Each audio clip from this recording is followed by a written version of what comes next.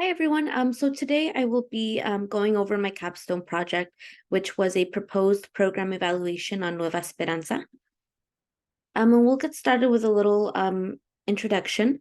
So the purpose of this evaluation study is to determine how components of the program work together, to determine whether funding mechanisms are sufficient for the funding of these services, and to evaluate program quality.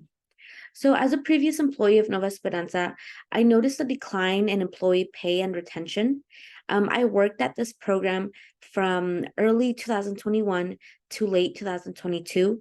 And when I started working there, it was one of the ORR unaccompanied minor programs that a lot of employees from other organizations were going to.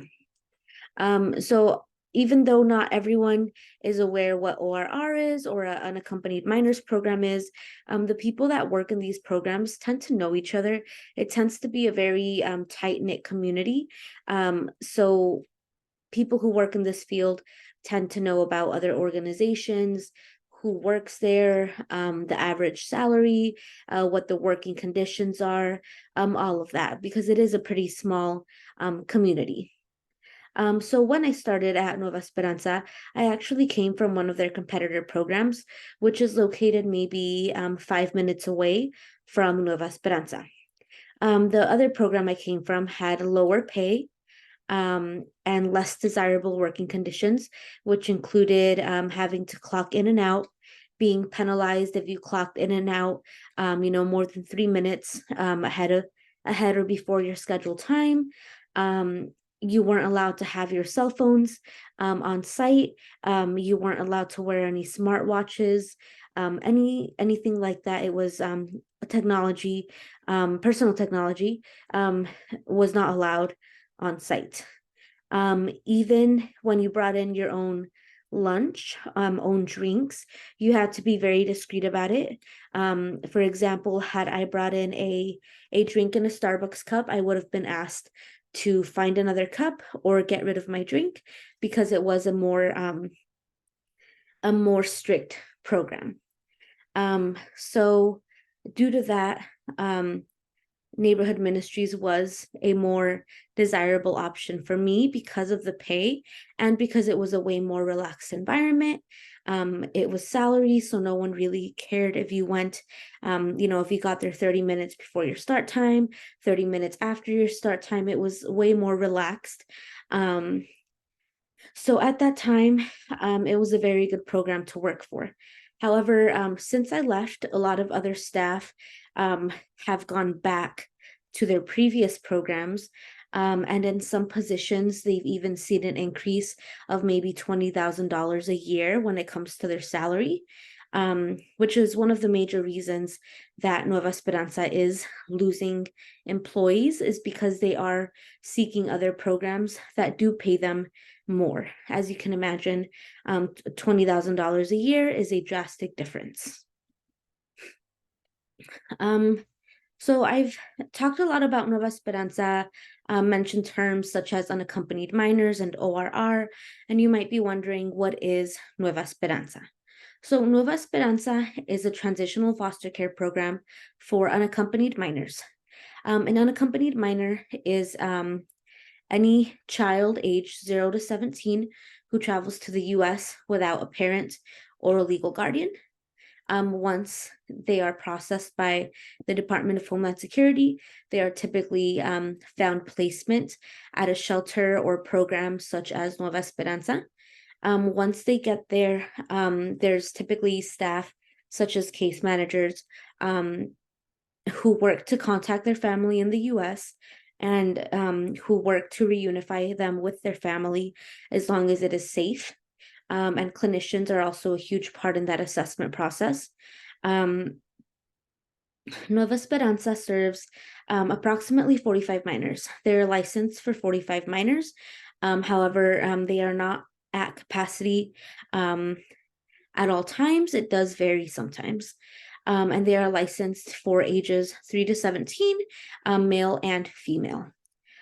So although they are licensed only for 3 to 17, there have been occasions in which children younger than age 3 actually end up at Nueva Esperanza. It is very sad, but what happens is if a young child is traveling alone or maybe with a group of other people, and the other people see immigration coming, sometimes they just leave the child and run. So then it is up to the Department of Homeland Security or immigration to try to determine the child's age. So we have gotten cases where they determined the child was 3 years old, and it's just they just do the determination process simply by looking at the child and guessing their age. So it's nothing really fancy, because they're not supposed to be in their care for too long. So there have been cases where they think a child is maybe 3 years old. They get to our program, we eventually find their family's contact information, and it turns out that the child is maybe 18 months old. So in those cases, the children do stay with Nueva Esperanza, but the case manager and program staff work towards a faster reunification since they cannot technically be there. So the children reside with licensed foster parents throughout the Maricopa County area, and they travel daily on site, which is where school is. So they all go to school on the Nueva Esperanza campus. That is also where the children speak to their case manager, their clinician, and they attend cultural and recreational activities. There are also, things like field trips for them to go out with their classmates and kind of just learn more about their community. And Nueva Esperanza is really the best option for siblings. So as I mentioned, because they have a large group that they serve, a large age range that they serve, siblings are able to typically stay together. So in a regular shelter, if a sibling group came in, they would be split up by age and also by gender. So they would be on different floors or different areas of the program depending on their age and gender, which can be very difficult on the children. However, in Nueva Esperanza, they are placed in the same foster home, and they typically share a bedroom together, making an easier transition for the children as they remain with their siblings.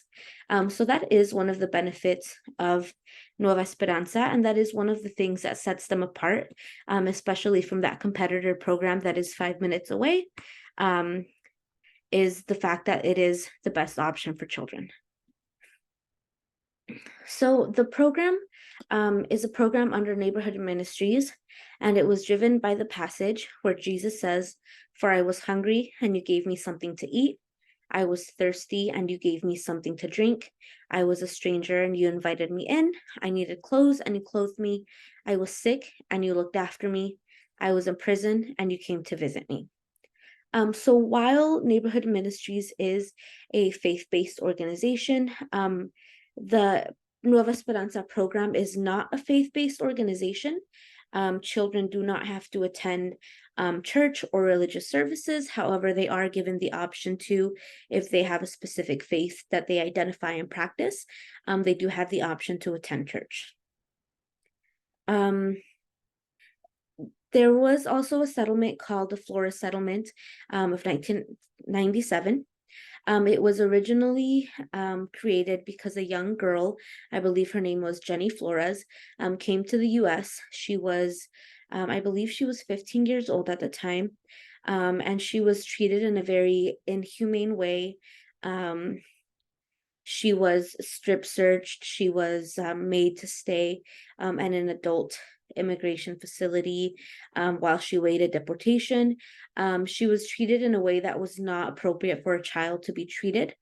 Her case got some attention, and she was able to be represented by the ACLU, who fought for her case. And in 1997, the court came to agreement to a settlement, which basically stated that children, unaccompanied children, could not stay with immigration or the Department of Homeland Security, as they did not have the proper means to provide for the children. It also ruled that children had to be provided with specific care, such as medical appointments, clinical appointments, recreational activities, educational activities, things that Jenny should have had and should have benefited from.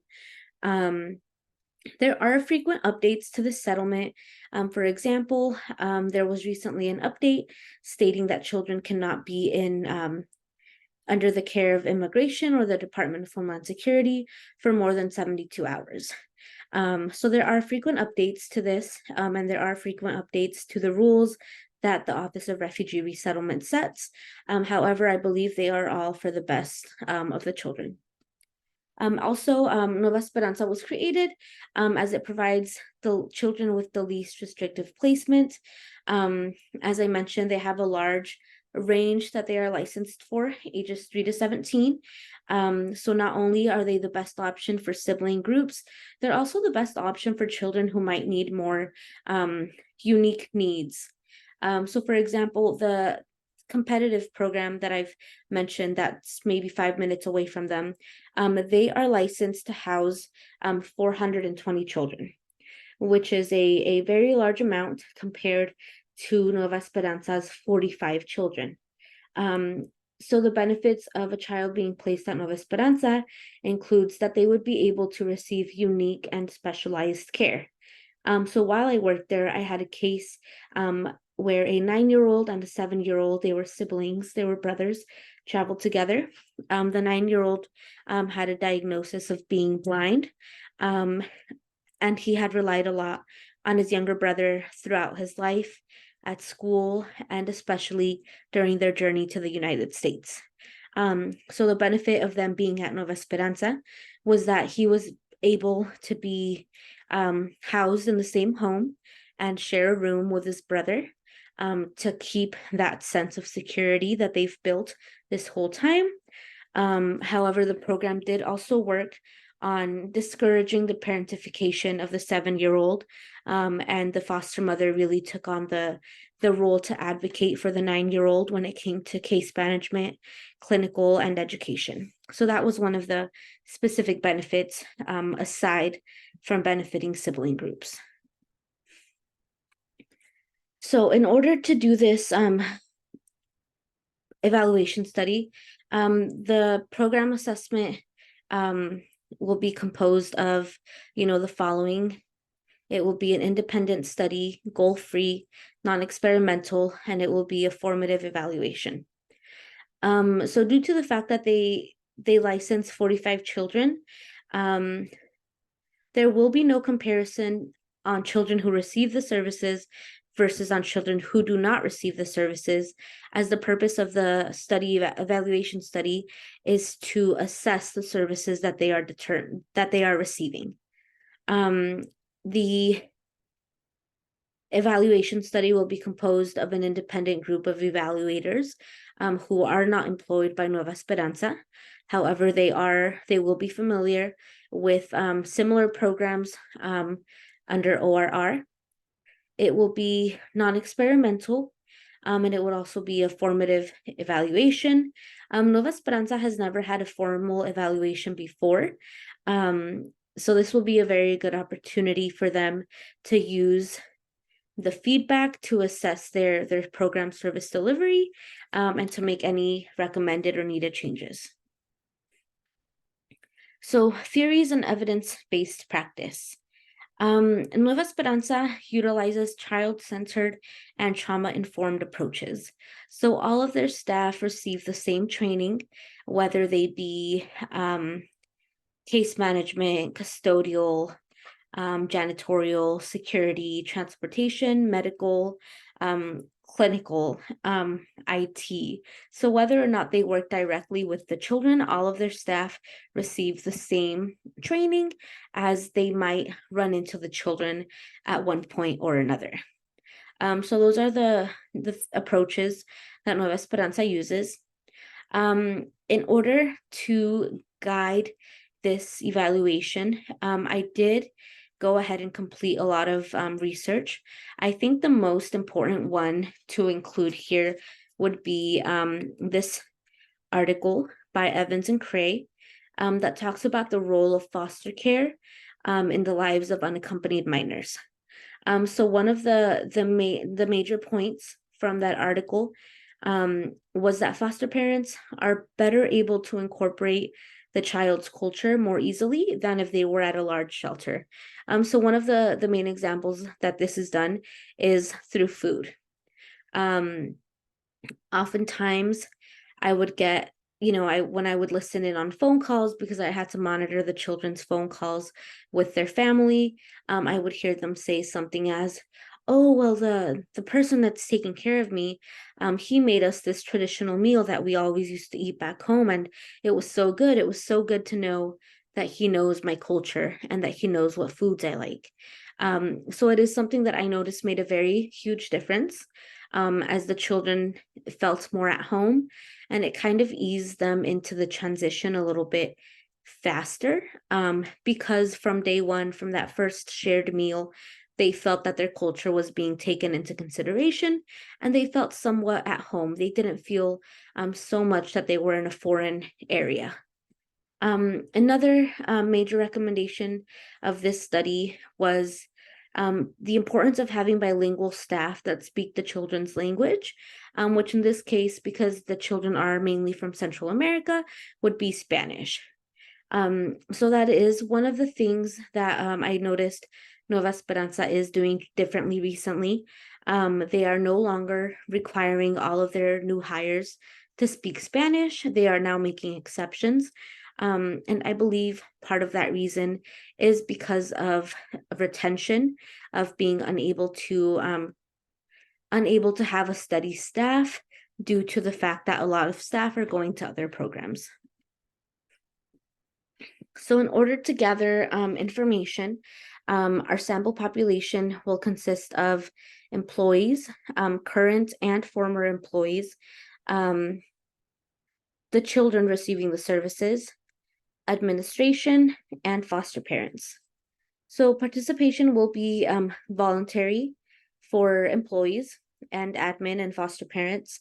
The focus groups will be held off campus in order to allow the employees and administration to feel the most comfortable in sharing their opinions and views. So they would be held at a GCU library room in order to make sure that it's off-site and more unbiased. Children will be doing focus groups on site, just because they are already on site, so that would be easier. And the children will be split up by age. So for example, children ages 3 and 4 will not be included in the focus groups just because of their tender age. However, foster parents will be provided with an online survey in which they will also get to kind of voice their opinion for all of their children that they care for, regardless of the age. And foster parents will be provided with the survey just due to the busy nature of their role. They're the ones taking care of the children 24/7. So they may not have time to drop all their duties and participate in a focus group. So once the results are obtained, I plan to share the results with the program via PowerPoint presentation and via a policy brief. So the PowerPoint presentation will have the evaluation plan and the results. It will be shared with employees who participated, administration, and ORR. However, it will be shared in different meetings. So for example, employees who participated will get the information shared with them separately, just so they can see what they participated in and how their participation helped their program. And administration and ORR, the Office of Refugee Resettlement, would have the presentation together. The PowerPoint will include images and charts and just other attention-keeping slides. The PowerPoint will be brief, but it will be informative. It will mainly focus on the information that needs to be known. The policy brief will be a written report for the program to be able to look back on. Another benefit of the policy brief is that when future staff arrive to the program, they might be interested in knowing, has the program ever been evaluated? Is there any other information that we can review?